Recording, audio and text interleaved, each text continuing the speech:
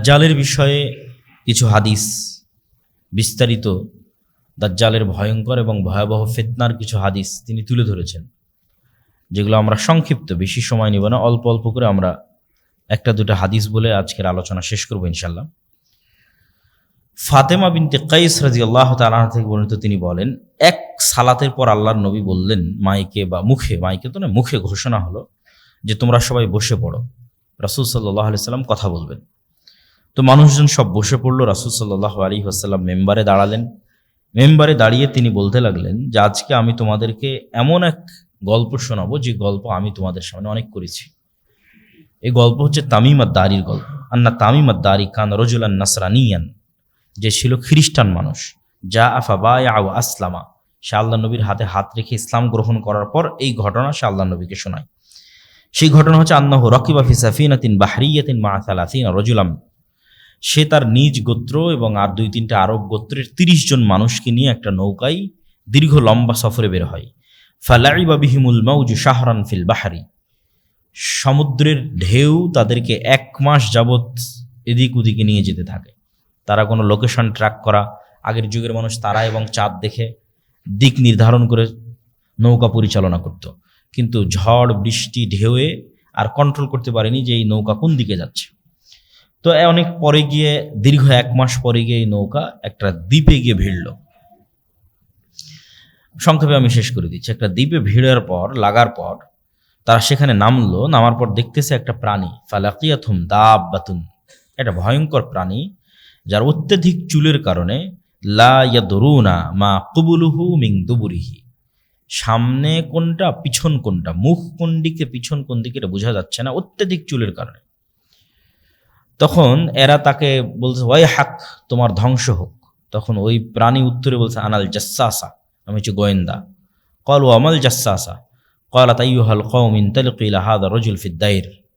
তখন ওই গোয়েন্দা বলতেছে তোমরা এইদিকে যাও, এখানে ভিতরে একটা লোক, প্রাসাদে একটা লোক তোমাদের অপেক্ষা করতেছে। তখন আমরা যখনই একটা মানুষের কথা শুনলাম যে একটা মানুষ অপেক্ষা করছে, তখন আমরা এর থেকে বেঁচে ফেরার জন্য, এই তো একটা প্রাণী যে নিজেকে গোয়েন্দা বলতেছে, তার থেকে বেঁচে ফেরার জন্য আমরা দৌড়ে চলে গেলাম ওই মানুষের দিকে। তো মানুষের দিকে গিয়ে দেখি ফাইদা ফিহি আ'যামু ইনসানিন রাআইনাহু কাত্তু, এত বিশাল দেহের মানুষ আমরা জীবনে কখনো দেখিনি, যাকে বাধা আছে তার হাত এবং তার কাঁধের সাথে বাধা আছে। মা বাইনা রুকবাতাইহি ইলা কা'বাইহি বিল হাদিদ, তার হাঁটু, তার হাত, কোনই, কাঁধ, এগুলো লোহার জিঞ্জির দিয়ে বাধা আছে। কুলনা ওয়াইলাক মা আনতা ক্বালা ক্বাদ কদারতুম আলা খাবরি ফাআখবিরুনি মা আনতুম। আমরা ওকে জিজ্ঞেস করলাম এই তুমি কে? তো সে বলল তোমরা তো জানবেই আমি কে, আগে বলো তোমরা যে তোমরা কারা, আমি কে এটা তো তোমরা জানবেই। তখন আমরা বললাম নাহনু উনাসুম মিনাল আরব রাকিবনা ফি সাফিনাতিন বাহরিয়াতিন, আমরা আসলে আরবের কিছু মানুষ, ব্যবসায়িক কাজে বের হয়েছিলাম, এইভাবে আমরা এখানে আসলাম, এইভাবে তোমার কাছে পৌঁছলাম। তখন এই ব্যক্তি এই সমস্ত মানুষদেরকে জিজ্ঞেস করছে আখবিরুনি আন নাখলি বাইসান, 3টা প্রশ্ন করেছে। বাইসান খেজুর বাগানের কথা বলো, তাবারিয়া নামক সমুদ্রের কথা বলো, আর আইনে জোগার নামক ঝর্ণার কথা বলো। 3টা প্রশ্ন। তখন এই মানুষজন তাদেরকে বলছে তুমি এই 3টার কি জানতে চাও? তুমি যে বাইসান খেজুর বাগানের কথা জানতে চাও, এটার কি জানতে চাও? বলে আসআলুকুম আন নাখলিহা হাল ইউসমির আমলা, আমি জানতে চাই বাইসান খেজুর বাগানে এখনো খেজুর হয় না? বলে এখনো হয়। তো অচিরেই একদিন এই বাগানে খেজুর হবে না। আমি জানতে চাই তাবারিয়া নামক এই সমুদ্রে, এই সাগরে, এই দ্বীপে, এই খালে পানি আছে না নাই? তো বলে আছে। তো বলে অচিরেই এখানে একদিন পানি থাকবে না। আইনে জোগার নামক ঝর্ণায় পানি আছে না নাই? তো বলে আছে। তো বলে অচিরেই এখানে একদিন পানি থাকবে না।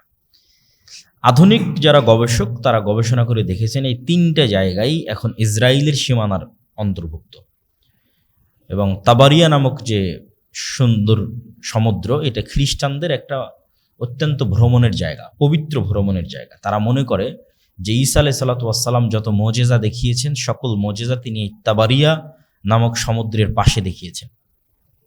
জীবিতকে মৃত করা, কুষ্ঠ রোগীকে ভালো করা, এই জন্য তারা এই তাবারিয়া সাগরকে তারা অনেক পবিত্র মনে করে, এবং লক্ষ লক্ষ খ্রিস্টান ইসরায়েলে ঘুরতে যায় এই তাবারিয়া নামক সাগর দেখতে। তো দাজ্জাল এই 3টা জায়গার কথা জিজ্ঞেস করলো। তারপরে 4 নম্বরে জিজ্ঞেস করলো আখবিরুনি আন নাবিয়্যিল উম্মিয়িন, অশিক্ষিত মূর্খ নবীর কথা বলো, আনপাড়, যিনি লেখা জানেন না পড়া জানেন না, এরকম কোনো নবী এসেছে কিনা আরবে? আমাদের নবী মুহাম্মদ সাল্লাল্লাহু আলাইহি সাল্লাম লিখতেও জানতেন না, পড়তেও জানতেন না। ক্বালু ক্বাদ খারাজা মিন মাক্কা ওয়া নাযালা ইয়াসরিব, হ্যাঁ তিনি এসেছে, মক্কা থেকে বের হয়ে মদিনায় হিজরত করেছেন। কি অবস্থা? বলে তার সাথে আরবদের যুদ্ধ চলতেছে ইত্যাদি। তখন সে নিজে বলতেছে ইন্না যাকা খায়রুন লাহুম ইউতিউহু, মানুষের কল্যাণ হবে এই নিরক্ষর আনপড়, যিনি লেখা এবং স্বাক্ষর এবং পড়া জানেন না, এই নবীকে মেনে নেওয়া এটা মানুষের উচিত হবে। আর আমি তোমাদেরকে সংবাদ দিচ্ছি যে আমি হচ্ছে মাসিহ দাজ্জাল। আমাকে আল্লাহ সুবহানাহু ওয়া তাআলা একদিন বের হওয়ার অনুমতি দিবেন, সেই দিন আমি বের হব এবং 40 দিনে সমগ্র পৃথিবী সফর করব, গায়রা মক্কা ওয়া তাইবাহ, মক্কা এবং মদিনা ছাড়া। ফাহুমা মুহাররামাতানি আলাইয়া কিলতাহুমা, কেন মক্কা এবং মদিনা আমার উপর হারাম থাকবে। আমি যতবার মক্কা এবং মদিনায় প্রবেশ করার চেষ্টা করব ততবারই ফেরেশতা তাদের উন্মুক্ত তরবারি দিয়ে আমাকে বাধা দিবে। তখন রাসূল সাল্লাল্লাহু আলাইহি ওয়াসাল্লাম তার যে খুতবার লাঠি ছিল, এই লাঠি দিয়ে এইভাবে বাড়ি দিয়ে বললেন, হাযিহি তাইবা, হাযিহি তাইবা, হাযিহি তাইবা, এটাই হচ্ছে সেই তাইবা, এটাই হচ্ছে সেই তাইবা, সেই মদিনা যেখানে দাজ্জাল প্রবেশ করতে পারবে না। এবং আমি এই দাজ্জালের ঘটনা তোমাদেরকে এর আগেও বলেছি। এবং রাসূল সাল্লাল্লাহু আলাইহি সাল্লাম হাত দিয়ে ইশারা করলেন পূর্ব দিকে, যে দাজ্জাল পূর্ব দিক থেকে বের হবে। মদিনা থেকে সরাসরি পূর্ব দিকে যদি রেখা টানা হয়, তাহলে যেই উপসাগরকে কেন্দ্র করে এখন যুদ্ধ চলতেছে সেই উপসাগর পরে আর কি, মানে সৌদি আরবের সীমানা যদি আমরা বাদ দিয়ে দিই, যে সৌদি আরবের সীমানার পরে আমরা পূর্ব দিকে মদিনা থেকে একটা রেখা টানতেছি, কোথায় গিয়ে থাকে? তাহলে সৌদি সীমানা শেষ হলে প্রথমে সাগর পড়বে, পারস্য উপসাগর, তারপরে ইরান পড়বে, তারপরে এইভাবে সামনের দিকে যেতে থাকবে পূর্ব দিক। তো রাসূল সাল্লাল্লাহু আলাইহি ওয়াসাল্লাম বললেন পূর্ব দিক থেকে দাজ্জাল বের হবে। দাজ্জাল সম্পর্কে রাসূল সাল্লাল্লাহু আলাইহি ওয়াসাল্লামের আরও দুই একটি সংক্ষিপ্ত বর্ণনা এই তথ্যের সাথে সম্পৃক্ত, কানেক্টেড। দাজ্জাল যে 40 দিন পৃথিবীতে ঘুরবে, এই 40 দিনের প্রথম দিন হবে 1 বছরের সমান, এই 40 দিনের দ্বিতীয় দিন হবে 1 মাসের সমান, এই 40 দিনের তৃতীয় দিন হবে 1 সপ্তাহের সমান, এবং এই 40 দিনের বাকি 37 দিন হবে স্বাভাবিক দিনের সমান। রাসূল সাল্লাল্লাহু আলাইহি ওয়াসাল্লামকে জিজ্ঞেস করে আল্লাহ নবী, সে এত দ্রুত কিভাবে 40 দিনে সমগ্র পৃথিবী সফর করবে, তার গতি কেমন হবে? তো আল্লাহ নবী বললেন, কাল গাইসি ইস্তাদবারাতহুর রিহ, আকাশে যে তোমরা মেঘ দেখো, এই মেঘ যখন চলে, এই মেঘ চলার যে গতি, সেই গতি হবে। তা আল্লাহ নবী মেঘের সাথেই কেন সাদৃশ্য দিলেন, আর মেঘের চলার গতির সাথেই কেন সাদৃশ্য দিলেন, এটা স্পষ্ট বোধগম্য নয়। সরাসরি দাজ্জালের নিজের গতি এরকম হবে আকাশে উড়ার মতো, না দাজ্জাল আকাশে উড়ার কোনো যন্ত্র ব্যবহার করবে? আল্লাহু আলাম, আল্লাহ সুবহানাহু ওয়া তাআলা ভালো জানেন। রাসূল সাল্লাল্লাহু আলাইহি ওয়াসাল্লাম বললেন, দাজ্জাল যখন কোনো এলাকায় যাবে তখন তাদেরকে ডাক দিবে তার উপর ঈমান আনার জন্য। এই নরসিংদীর মানুষ, এই বাংলাদেশের মানুষ, ওই যে এরিয়াতে যাবে, তোমরা আমার প্রতি ঈমান আনয়ন করো। তো যেই এলাকার মানুষ ঈমান আনয়ন করবে, ওই এলাকার আকাশকে দাজ্জাল আদেশ দিবে, ফাতুমতিরুস সামা, আকাশকে আদেশ দেবে, আকাশ বৃষ্টি বর্ষণ করে এলাকায়। তখন আকাশ সেই এলাকায় বৃষ্টি বর্ষণ করবে। জমিনকে আদেশ দিবে দাজ্জাল যে ফসল উৎপাদন করো, ফাতুমবিত, তখন সেখানে ফসল উৎপাদন হবে। আর ওই অঞ্চলের মানুষ টাকা পয়সা, ধন দৌলত, খাবার দাবারে পরিপূর্ণ হয়ে যাবে তাদের। এবার দাজ্জাল কোনো এক এলাকায় গিয়ে যখন বলবে যে এই ঈমান আনয়ন করো, আর ওই এলাকার মানুষ যখন বলবে যে না আমরা ঈমান আনয়ন করবো না, তখন দাজ্জাল ওই আকাশকে বলবে বৃষ্টি বন্ধ করে দাও, জমিনকে বলবে উৎপাদন বন্ধ করে দাও। ওই এলাকা থেকে দাজ্জাল যখন চলে যাবে তখন সেটা দুর্ভিক্ষে পরিণত হয়ে যাবে। আর এক হাদিসে রাসূল সাল্লাল্লাহু আলাইহি ওয়াসাল্লাম, আমরা যে শাম সিরিয়ার যে মুজাহিদদের কথা বলতে যখন ঈসা আলাইহিস সালাম আসবে, ওখানেও বলা আছে যে শাম বা সিরিয়ার মানুষ দাজ্জালের আনুগত্য না করার কারণে সেখানে দুর্ভিক্ষ দেখা দিবে, এবং মানুষ তার ধনুককে আগুনে পুড়িয়ে সেটার রশি খাওয়া শুরু করবে, এই পরিমাণ দুর্ভিক্ষ দেখা দিবে। তখন তারা ঈসা আলাইহিস সালামের অপেক্ষা করবে, এবং ঈসা আলাইহিস সালাম আসার পর দাজ্জালের এই ভয়ঙ্কর ফিতনা থেকে তারা মুক্তি পাবে। নাহলে দাজ্জালের এই ভয়ঙ্কর ফিতনা এমনভাবে মানুষকে গ্রাস করবে, প্রত্যেক যে মানুষের ন্যূনতম দুনিয়াবি লোভ আছে, ন্যূনতম, সেই ফিতনায় বাঁধিয়ে দেবে। আর যে মানুষের চুল পরিমাণ দুনিয়ার লোভ নাই, যে মৃত্যুর জন্য প্রস্তুত, যে আমার জন্ম হয়েছে বাস মরার জন্য, ঈমান অবস্থায় মৃত্যুকে সকল কিছুর উপর প্রাধান্য দিবে, এই ধরনের মানুষেরা দাজ্জালের ফিতনা থেকে বেঁচে যেতে পারে। এটা পৃথিবীর সবচেয়ে ভয়ঙ্কর ফিতনা, যে ফিতনা সম্পর্কে অতীতের সকল নবী রাসূল সতর্ক করেছেন। রাসূলুল্লাহ সাল্লাল্লাহু আলাইহি ওয়াসাল্লাম দাজ্জালের কথা বলতে গিয়ে আরও বলেছেন যে দাজ্জাল মদিনার একজন মানুষকে হত্যা করে জীবিত করবে। দাজ্জাল যখন মদিনায় যাবে, মদিনার মধ্যে তো প্রবেশ করতে পারবে না। মদিনার পাশে যখন যাবে তখন মদিনা বিশাল ঝাঁকুনি হবে, ভূমিকম্প হবে, এবং এই ভূমিকম্পে মদিনার যারা ফাসেক ফাজের মোনাফিক আছে তারা মদিনা থেকে বের হয়ে এসে দাজ্জালের পূজা করবে, আর একমাত্র পাক্কা মুমিনেরা মদিনায় থেকে যাবে, যাদের ইমান খুব মজবুত টপ লেভেলের। তো ওই রকম একজন ইমানদার ব্যক্তি বের হয়ে আসবে যাকে দাজ্জাল হত্যা করবে, যে দাজ্জালকে অস্বীকার করবে এবং হত্যা করার পর আবার জীবিত করবে। জীবিত করার পর ওকে বলবে যে এই তোমাকে হত্যা করেছিলাম, তোকে জীবিত করলাম, এখনো তুমি আমাকে আমার প্রতি ইমান আনতেছো না, আমাকে রব্বুল আলামিন হিসেবে বিশ্বাস করতেছো না। তখন এই মুজাহিদ বলবে যে আমার আগের চেয়ে ইয়াকিন বেশি হয়ে গেছে যে তুমি সেই দাজ্জাল, আগের চেয়ে আমার ইমান আরো মজবুত হয়ে গেছে। তখন দাজ্জাল আরো ক্ষিপ্ত হবে এবং তাকে আবারও হত্যা করতে চাইবে, কিন্তু তাকে হত্যা করতে পারবে না।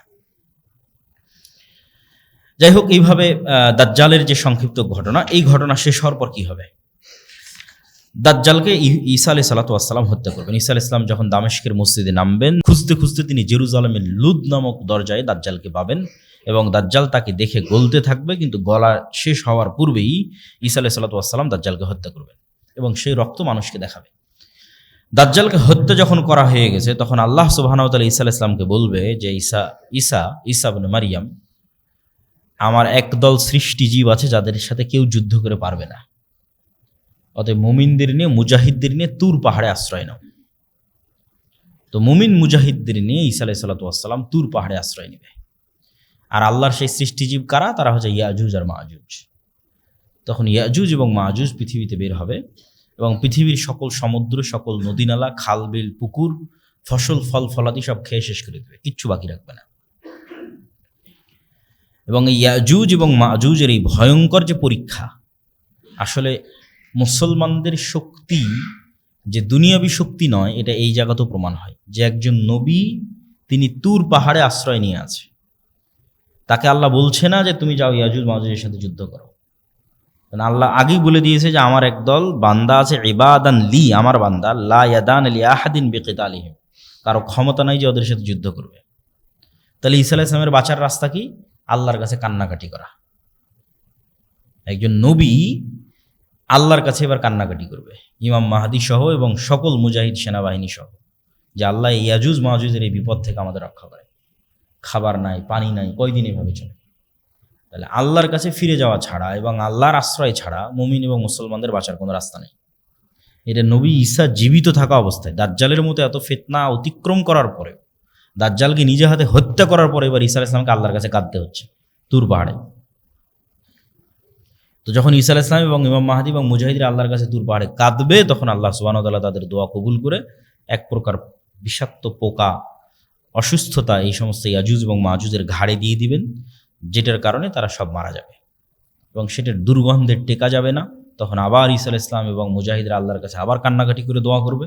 তখন আল্লাহ সুবহানাহু ওয়া তাআলা একদল উট পাখির মতো একদল পাখিকে আল্লাহ সুবহানাহু ওয়া তাআলা পাঠাবেন, যারা উটের কুজের মতো একদল পাখিকে, যারা এই সমস্ত লাশকে উঠিয়ে নিয়ে গিয়ে, হাজার হাজার লক্ষ লক্ষ কোটি কোটি লাশকে উঠিয়ে নিয়ে গিয়ে কোথাও ফেলে দিবে। এবং আল্লাহ সুবহানাহু ওয়া তাআলা আসমানকে বলবেন বৃষ্টি বর্ষণ করো, এবং আসমান বৃষ্টি বর্ষণ করে পুরো পৃথিবীকে পবিত্র করে দেবে, সাফ করে দেবে।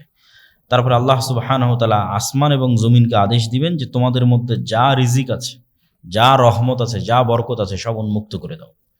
তখনই একটা ডালিম একটা গ্রাম খাবে, তখনই একটা গরুর দুধ একটা বংশ খাবে, কেননা পৃথিবীর বরকতের যেটা সর্বোচ্চ স্তর, সেটাতে পৃথিবীকে পৌঁছে দেওয়া হবে। আর পৃথিবীতে যুদ্ধ বিগ্রহ বন্ধ হয়ে যাবে এবং এতদিন যুদ্ধ বিগ্রহের যা অস্ত্র ছিল সেগুলোই জ্বালিয়ে পুড়িয়ে শেষ করতে 7 বছর পার হয়ে যাবে এবং পৃথিবীতে ঈসা আলাইহিস সালাতু ওয়াস সালামের 7 বছরের সর্বশ্রেষ্ঠ ন্যায়পরায়ণের শাসনকাল প্রতিষ্ঠা হবে, ন্যায় এবং ইনসাফের শাসন 7 বছর। এই 7 বছর পার হওয়ার পর এক মৃদু বাতাসে, যে বাতাস মুমিনদের বগলে অনুভূত হবে, সেই মৃদু বাতাসে পৃথিবীর সকল মুমিন মৃত্যুবরণ করবে। তারপরে পৃথিবীতে শুধু ফাসেক ফাজের এবং পাপিষ্ঠরা থাকবে। এবং যেই হাদিসগুলো আপনারা শুনে থাকেন যে এক সময় মানুষ পশু পাখির ন্যায় মিলিত হবে, লজ্জা বুঝবে না, এটা হবে সেই সমস্ত মানুষেরা। হজ এবং ওমরা বন্ধ হয়ে যাবে, এটা হচ্ছে সেই সমস্ত মানুষেরা। কাবা ঘর ধ্বংস করা হবে, এটা হচ্ছে সেই সমস্ত মানুষেরা। এগুলো ঈসা আলাইহিস সালাম এবং ইমাম মাহদী, দাজ্জাল, এগুলোর পরের কথা এবার আসতেছে। তখন পৃথিবীতে আর কোনো মুমিন বেঁচে থাকবে না, কেউ কোরআন পড়ার লোক থাকবে না, আল্লাহর নাম নেওয়ার লোক থাকবে না। সেগুলো এখন নয়, এগুলো হবে দাজ্জালের পরে, ঈসা আলাইহিস সালামের পরে, যখন আর কোনো মানুষ না আল্লাহকে চিনবে, না কোরআনকে চিনবে, না কাবাকে চিনবে, না মানুষের কোনো লজ্জা এবং হায়া থাকবে। কুকুর যেভাবে খোলা মাঠে মিলিত হচ্ছে, মানুষ সেভাবে মিলিত হবে। এই সমস্ত পাপিষ্ঠ পাপাচারী নিকৃষ্ট মানুষের উপর আল্লাহ সুবহানাহু ওয়া তাআলা কিয়ামত কায়েম করবে।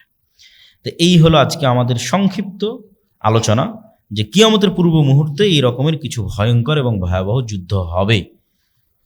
সেই যুদ্ধটা কখন, কোথায়, কিভাবে, কোন যুদ্ধ সেটা নির্দিষ্ট করে বলা কঠিন, কিন্তু এই রকমের ভয়াবহ ভয়ঙ্কর যুদ্ধ হবে যেটা রাসূল সাল্লাল্লাহু আলাইহি ওয়াসাল্লাম বলছেন। এবং অন্তত একটা জিনিস ক্লিয়ার, যে শাম এবং সিরিয়ার মানুষেরা ঈমানের উপর থাকবে, মদিনার মানুষেরা ঈমানের উপর থাকবে। একটা জিনিস পরিষ্কার, মদিনা থেকে মুজাহিদ বের হবে, শাম এবং সিরিয়া থেকে মুজাহিদ বের হবে, এবং তারাই মূলত ইমাম মাহদি এবং ঈসা আলাইহিস সালাতু ওয়াস সালামের সঙ্গী হবে। এবং আরও একটা জিনিস পরিষ্কার, যে মুসলমানেরা কনস্টান্টিনোপল, ইস্তাম্বুল, তুরস্ক বিজয় করবে। যদিও মানুষের ইচ্ছা এবং কামনা হওয়া উচিত নয় যে সে এইটার অংশ হবে। কেন উচিত নয়? সকল নবী সকল উম্মতকে শিখিয়ে দিয়ে গেছে, তোমরা মাসিহাদ দাজ্জালের ফিতনা থেকে আল্লাহর কাছে পরিত্রাণ চাও। কেন ওই ফিতনায় পরীক্ষায় পাশ করার মতো ঈমান আমার এবং আপনার আছে কিনা এটা আমরা জানি না। ফলত ওই পৃথিবীতে ওই ফিতনা প্রকাশ হওয়ার আগেই যদি আমরা পৃথিবী থেকে বিদায় নিই, এটা আমাদের জন্য কল্যাণ। কেন আমাদের টার্গেট তো জান্নাতে যাওয়া। তো এই জন্য কখন কোথায় ইমাম মাহদি বের হলো আর কখন কোথায় ঈসা আলাইহিস সালাম অবতীর্ণ হবে, এইটার পিছনে না পড়ে আমি আমার ঈমান নিয়ে কত দ্রুত পৃথিবী থেকে বিদায় নিতে পারি, আর আল্লাহ আমাকে ওই ফিতনা থেকে কত আগে পৃথিবী থেকে নিয়ে যায়, এটা মানুষের কামনা হওয়া উচিত।